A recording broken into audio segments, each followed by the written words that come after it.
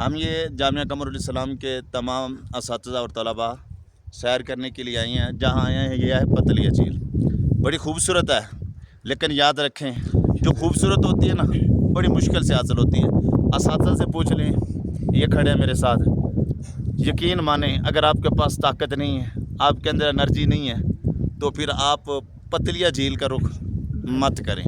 हाँ, यकीन आप नहीं चल आता तो सकते हमारे हैं। चेहरे देख लें, गरीबी नजर आ रही हो। ये सजाद साकी साहब आते ही मुझे दुआएं देने लग गए थे। झोलियाँ चौक चौक के। हाँ, जो माँ बाप के लाडले हैं ना, वो इधर ना आए, वो इधर ना आए। और दूसरी बात ये कि जो सिर्फ बर्गर खाकर जवान हुए हैं, ये सारे पेंडू ने, ना तो कोई शायरी को